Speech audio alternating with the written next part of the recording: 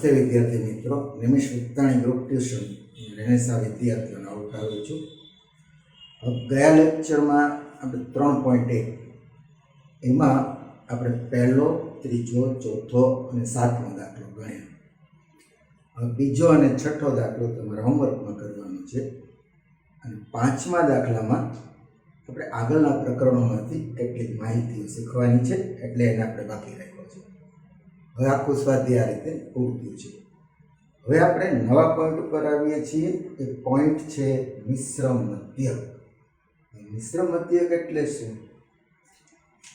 બે કે બેથી વધારે સમૂહના મધ્યકો અને માહિતીની સંખ્યાઓ એટલે કે અવલોકનોની સંખ્યા, એના ઉપરથી સમગ્ર માહિતીનો ભેગો મધ્યક શોધવો, એને મિશ્ર મધ્યક કહેવામાં આવે છે. અને તેને આપણે સંકેત x બાર c વડે બતાવીએ છીએ. જો ફરીથી ધ્યાન રાખો કે બે કે બેથી વધારે સમૂહની અવલોકનોની સંખ્યાઓ અને અવલોકનોના મધ્યક પરથી જેટલા ભાગ હોય એટલા ભાગનો ભેગો મધ્યક શોધવો, એને મિશ્ર મધ્યક કહેવામાં આવે છે. અને મિશ્ર મધ્યક x બાર c વડે બતાવવામાં આવે છે. એના માટે આપણે આપણા પુસ્તકમાંથી ઉદાહરણ નંબર 11 પહેલા જોઈએ છીએ. એક ઓફિસમાં સ્ત્રીઓ અને પુરુષ કર્મચારીનું પ્રમાણ 1:2 છે. હવે આપણે એક ધ્યાન રાખીએ, જુઓ કે અહીંયા કેટલા સમૂહ બને છે. જુઓ, એક સ્ત્રી કર્મચારીઓ એટલે અહીંયા આ પહેલો સમૂહ સ્ત્રીઓ, બીજો સમૂહ છે પુરુષો. હવે અહીંયા આપણે કર્મચારીઓનું પ્રમાણ એટલે સંખ્યાનું પ્રમાણ. હવે જો પ્રમાણ માપથી સંખ્યા આપવામાં આવે તો આપણે શું કરશું કે પહેલો સમૂહ કોનો છે? સ્ત્રીઓ. બીજો સમૂહ કોનો છે? પુરુષ. અને પ્રમાણ માપ શું છે? 1:2.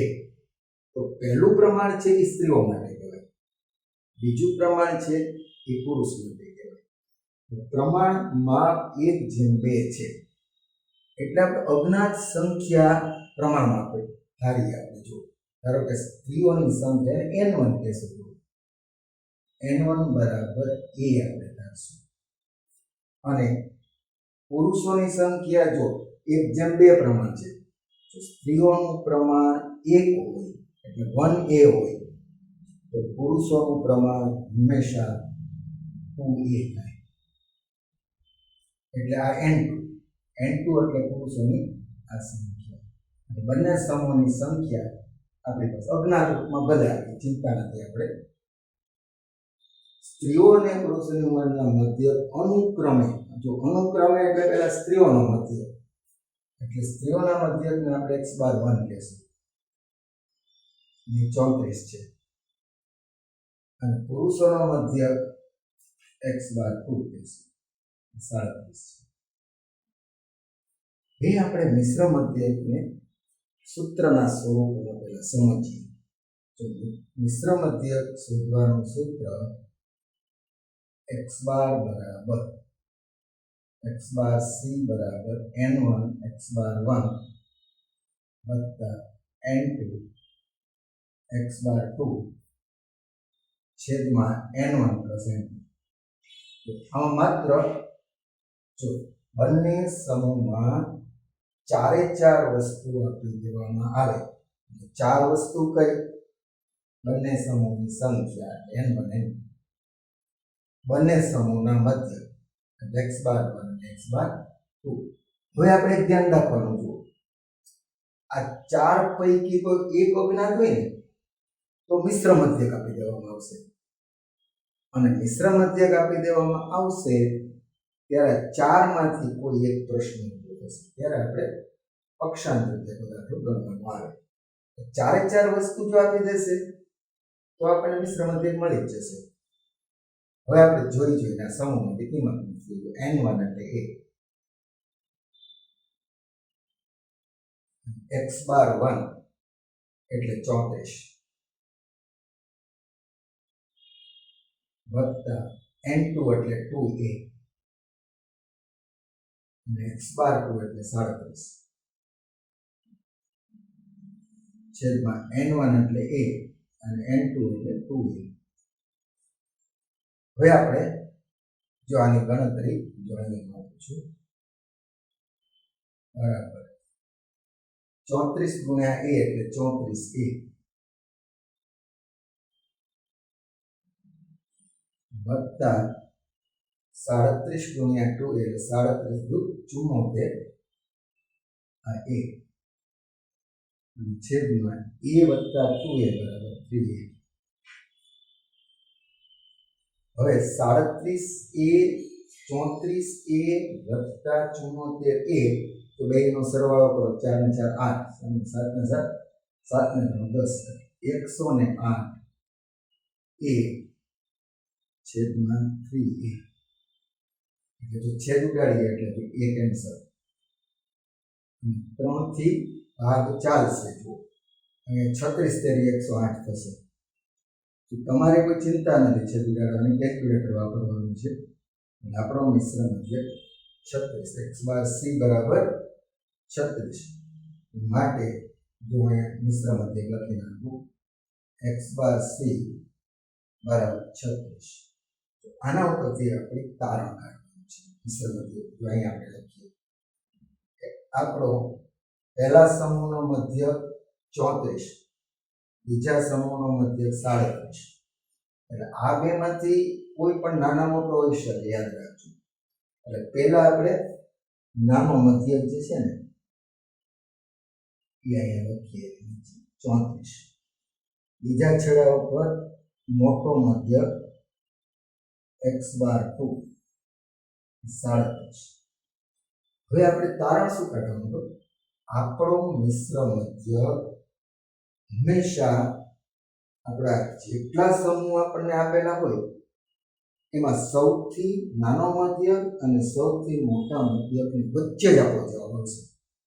એટલે આપણને મળેલો જવાબ અહીંયા 36 છે. 36 છે એ 34 અને 37 વચ્ચેની સંખ્યા છે.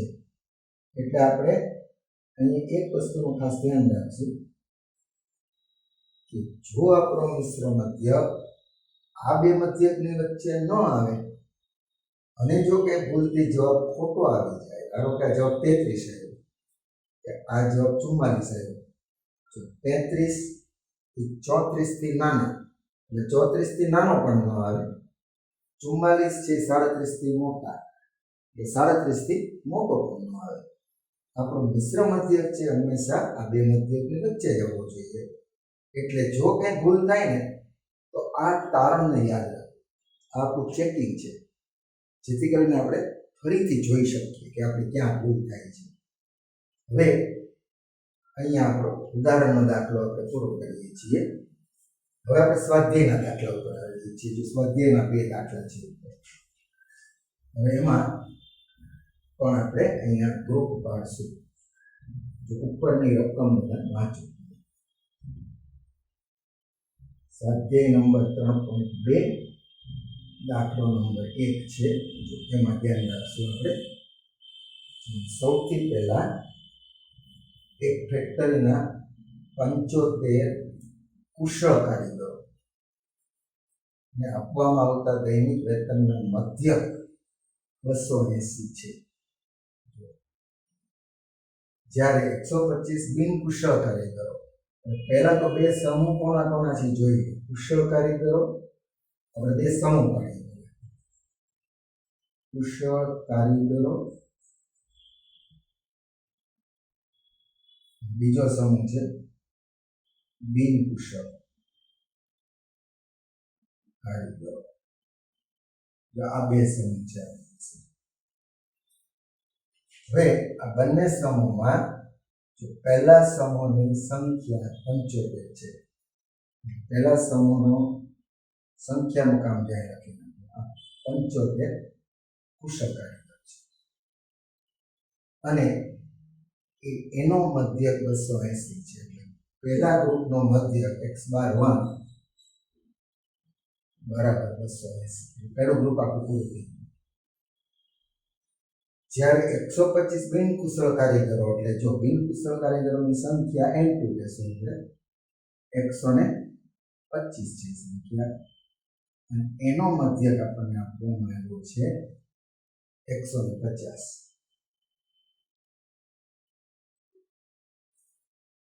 બધા કારીગરોનો મધ્યક મેળવવો એટલે મિશ્ર મધ્યક મેળવવો એટલે મિશ્ર મધ્યક x બાર c આપણો પ્રશ્ન છે એ વચ્ચે લખું છું x બાર c એ આપણો પ્રોબ્લેમ છે. હવે આપણે અહીંયા મિશ્ર મધ્યકનું સૂત્ર જો x બાર c n1 x બાર 1 વત્તા n2 x બાર 2 છેદમાં n1 plus n2 એ આ સૂત્ર બતાવ્યું. હવે આપણે આ સૂત્રમાં કિંમત મૂકવી જોઈએ. x બાર c બરાબર જો આપણે અહીંયા ધ્યાન રાખશું કે સૌથી પહેલા અહીંયા n1 x બાર 1 જો એક જ ગ્રુપમાં આવશે એટલે પાસેની રકમ છે 75 ગુણ્યા x બાર 1 એટલે 280 વત્તા n2 એટલે 125 અને x બાર 2 એટલે 150 છેદમાં n1 plus n2 એટલે 125 વત્તા 150 કેલ્ક્યુલેટર ગણતરી કરશું 75 ગુણ્યા 280 ગુણ્યા 75 બરાબર 21,000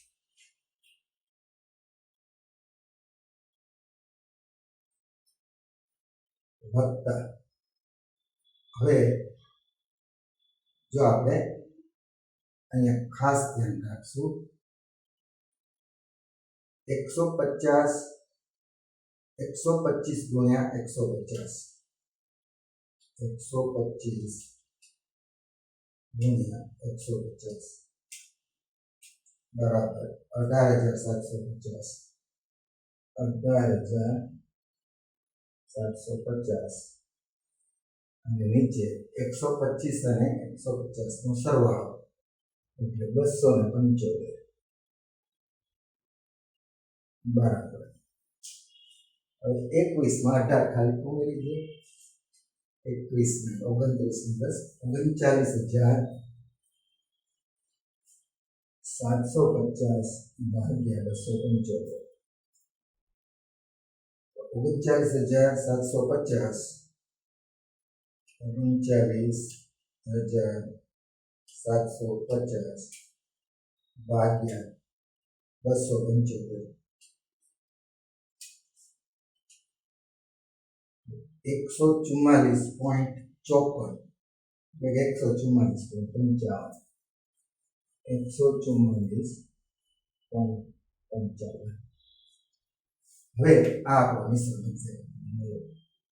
આ મિશ્ર મધ્યક જો હવે આપણે એનું અર્થઘટન કરીએ ફરીથી આપણો નાનામાં નાનો મધ્યક કયો છે 150 x બાર 2 150 છે x બાર 1 છે 280 છે. મિશ્ર મધ્યક આપણને મળેલો છે 144.55.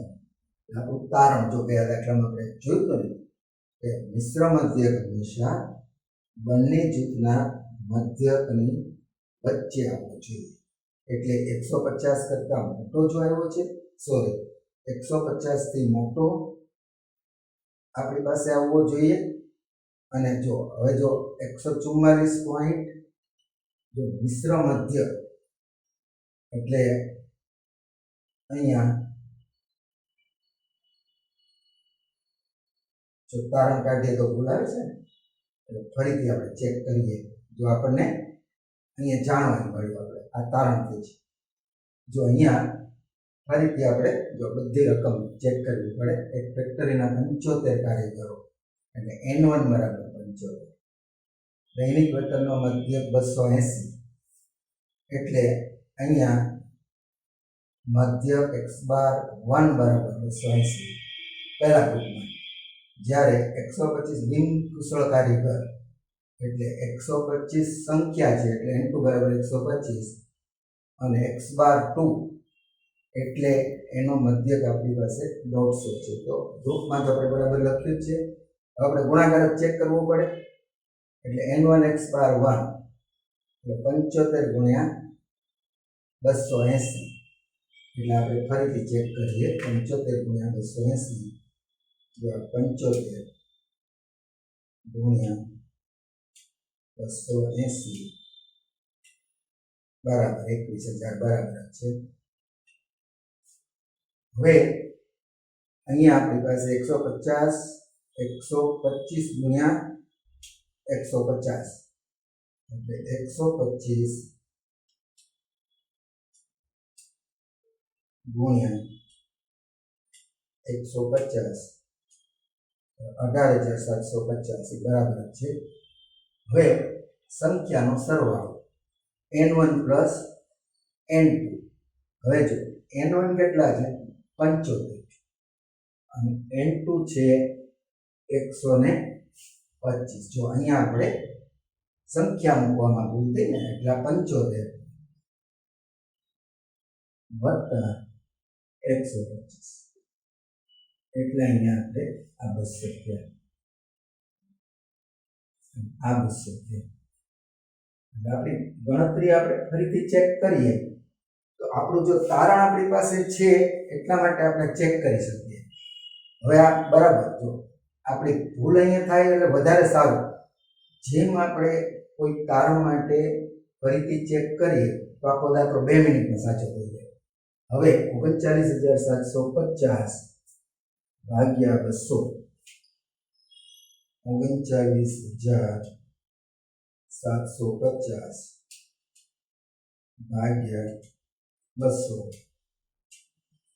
બરાબર 198.75. 198.75 આપણું તારણ જોઈને સાચું થઈ જાય ને 198.75. મળેલો મિશ્ર મધ્યક હંમેશા 150 કરતાં મોટો જ હોવો જોઈએ અને 280 કરતાં નાનો હોવો જોઈએ. એટલે અહીંયા જો આપણે આપણું તારણ બરાબર જો આપણને યાદ હોય ને તો આપણે આપણા માર્ક બચાવી શકીએ. જો એવી સામાન્ય ભૂલો કે જો અમે પણ આવી સામાન્ય ભૂલો કરતા હોઈએ કે અહીંયા N1 પ્લસ N2 માં જો એક રકમ ભૂલથી મુકાઈ 75 150 ને આપણે ધ્યાન રાખવાનું કે આપણે આ સ્થાને જ્યાં 75 મૂકવાના છે ત્યાં આપણે 150 મૂકી દીધા. એટલે આ રીતે તમારે તારણ યાદ રાખવાનું આંકડા શાસ્ત્રમાં. હવે અહીંયા આપણા પહેલો દાખલો પૂરો થાય છે. હવે દાખલો નંબર 2. દાખલા નંબર 2 ની અંદર જો ગ્રુપ બરાબર બનાવતા આવડવું જોઈએ. તો ગ્રુપ બનાવતા આવડે તો દાખલા સાવ સહેલા પડશે. જો એક વિદ્યાર્થીને 7 થિયરી પેપર એટલે વિદ્યાર્થી 2 ભાગમાં પરીક્ષા આપે છે. એક થિયરીના પેપર આપે છે અને થિયરી આપે છે. મળતા ગુણ મધ્યક 62 છે. એટલે થિયરીના પેપરની સંખ્યા કેટલી છે 7 અને N1 બરાબર 7 છે અને N2 અહીંયા પ્રેક્ટિકલ પરીક્ષા છે. એના પેપરની સંખ્યા આપણે જોઈશું. જો એક વિદ્યાર્થીને 7 થિયરી પેપરમાં મળતા ગુણનો મધ્યક 62 છે. એટલે x બાર 1 બરાબર 62. 3 પ્રેક્ટિકલ પરીક્ષા એટલે પ્રેક્ટિકલ પરીક્ષાની સંખ્યાને N2 કહેશું અને N2 બરાબર 3 નો મધ્યક કેટલો હોવો જોઈએ. જો સવાલ બરાબર સમજો. મધ્યક કેટલો હોવો જોઈએ એટલે તમને x બાર 2 પ્રશ્ન કર્યો એટલે પ્રેક્ટિકલ પરીક્ષાનો મધ્યક કેટલો હોવો જોઈએ એ પ્રોબ્લેમ થયો. તો મેં કીધું ને કે જો તમારા બે ગ્રુપની અંદર તમને ચાર જે પોઈન્ટ આપેલા છે ને n1 n2 x બાર 1 x બાર 2 એ ચાર પોઈન્ટ છે ને એમાંથી કોઈ પણ એક પોઈન્ટ અજ્ઞાત હોય તો મિશ્ર મધ્યક આપી જ દેવામાં આવે. આગળ વાંચો છું. જેથી સંપૂર્ણ પરીક્ષામાં મળતા ગુણનો મધ્યક. સંપૂર્ણ પરીક્ષા એટલે મિશ્ર મધ્યક. સંપૂર્ણ પરીક્ષાનો જે મધ્યક છે એ તમને આપી દીધો છે. એટલે અહીંયા આપણે સાઈડમાં લખી નાખીએ x બાર c બરાબર 62 આપણે હવે જ્યારે મિશ્ર મધ્યક આપી દે ને ત્યારે જે સૂત્ર લખવાની રીત જો ધ્યાન રાખજો. બરાબર જો x બાર સીધે સીધો મિશ્ર મધ્યક સામે લખો. હવે સૂત્ર ડાબી બાજુ લખવું. જો આપણે ધ્યાન શું રાખશું કે જો મિશ્ર મધ્યક શોધવાનો હોય તો સૂત્ર સામે લખવું અને મિશ્ર મધ્યક જો આપી દેવામાં આવે તો સૂત્ર હંમેશા આપણે ડાબી બાજુ. હવે આપણો સવાલ છે સૂત્ર લખવાનું n1 x બાર 1 વત્તા n2 x બાર 2 છેદમાં n1 પ્લસ n2 એના બરાબર 62. હવે આપણે જોઈને જો બરાબર સમજો તો જોઈ લખશું. આપણે પહેલું શું લખશું n1 n1 બરાબર કેટલા જો અહીંયા n1 બરાબર 7 x બાર 1 બરાબર કેટલા 62 પછી વત્તા n2 કેટલા 3 x બાર 2 કેટલા તો પ્રોબ્લેમ છે આ પ્રશ્ન છે છેદમાં n1 પ્લસ n2 જો અહીં ધ્યાન રાખજો 7 વત્તા 3 7 વત્તા બરાબર સામે 62 મિશ્ર મધ્યક આપી દીધો છે ને આપણે. દાખલો આપણો પક્ષાંતરનો જો બની જશે એટલે અહીંયા કેલ્ક્યુલેટર વાપરવાની જરૂર નથી. 7 દુ 14 7 6 42 434 વત્તા 3x બાર 2 છેદમાં 10 બરાબર 62. હવે સામે ગુણાકારમાં જવાબ દીધો 10 ને 434 વત્તા 3x બાર 2 બરાબર 620. જો એનું સીધા ગુણાકારમાં 10 લઈ લીધા છે. 434 આપણે બાદ કરશું માટે 3x બાર 2 620 ઓછા 434 માટે x બાર 2 બરાબર 620 માંથી 434 આપણે બાદ કરીએ તો 10 માંથી 4 જશે એટલે 6 રહેશે. 10 પર 11 માંથી 3 જશે એટલે 8 રહેશે. 10 માંથી 4 જાય 6 11 માંથી 3 જાય 8 અહીંયા 5 રહેશે. 5 માંથી 4 જાય એટલે 186 એટલે x બાર 2 બરાબર 186. 3x બાર 2 છે 3x બાર 2 બરાબર 186 માટે x બાર 2 186 ભાગ્યા 3 છેદ તો મોટી ઉડી જશે. જો 3 6 18 અને 3 2 6 માટે x બાર 2 બરાબર 62. ફરીથી આપણું ચેકિંગ જો કરીએ જો પહેલો મધ્યક શું આપણો x બાર 1 બરાબર 62 અને x બાર 2 બરાબર 62 આવે છે. હવે અહીંયા જો ધ્યાન રાખશો આપણે x બાર 2 62 નો આવવું જોઈએ. એકનો એક મધ્યક થાય જ નહીં એટલે અહીંયા જો 620 બરાબર 434 આપણે બાદ કર્યા 620 માંથી 434 બાદ કર્યા એટલે 186 અને અહીંયા આપણને મળે છે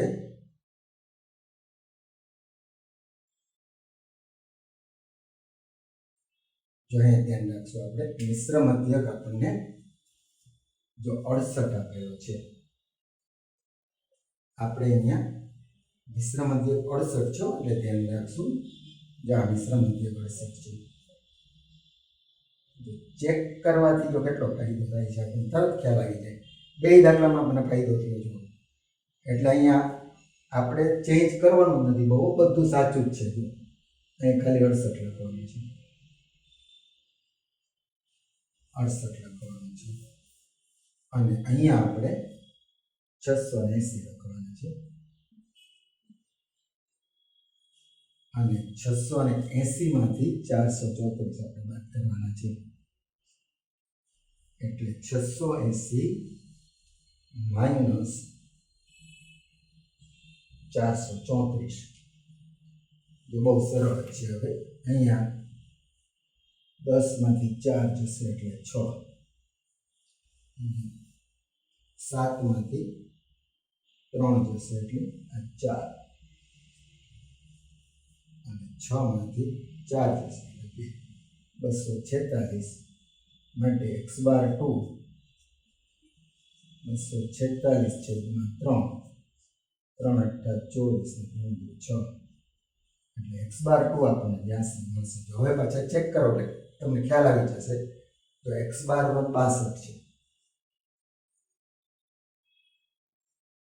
છે x બાર 2 આપણને 82 મળ્યો છે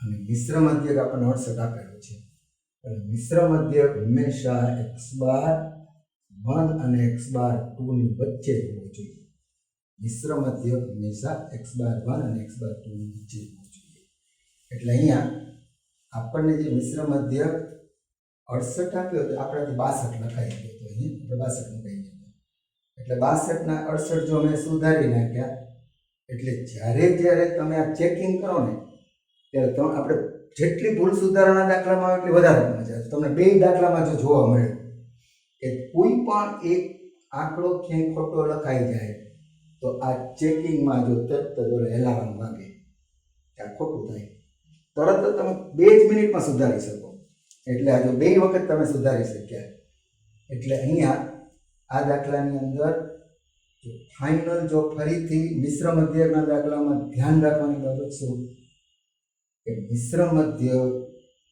જો તમને શોધવાનું કે તો તમને જે તમારા ગ્રુપમાં 4 બાબત આપેલી છે n1 n2 x બાર 1 x બાર 2 એ ચારે આપેલી હશે ત્યારે સૂત્રથી મિશ્ર મધ્યક શોધવાનું હવે જો મિશ્ર મધ્યક આપેલો હોય તો આપણે ધ્યાન રાખવાનું કે આપણે 4 મુદ્દા છે ને n1 n2 x બાર 1 x બાર 2 એમાંથી કોઈ પણ એક મુદ્દો અજ્ઞાત હશે જો પછી ચાહે x બાર 2 અજ્ઞાત હોઈ શકે x બાર 1 અજ્ઞાત હોઈ શકે n1 અજ્ઞાત હોઈ શકે n2 અજ્ઞાત હોઈ શકે આ 4 માંથી કોઈ પણ એક અજ્ઞાત હોઈ શકે એટલે એ 4 માંથી એક અજ્ઞાત હોય ત્યારે હંમેશા ધ્યાન રાખવાનું કે તમારે મિશ્ર મધ્યકનું સૂત્ર લખતા પહેલા આપણે યાદ રાખી લેવાનું કે દાખલો પક્ષાંતરનો થાય માટે જો મિશ્ર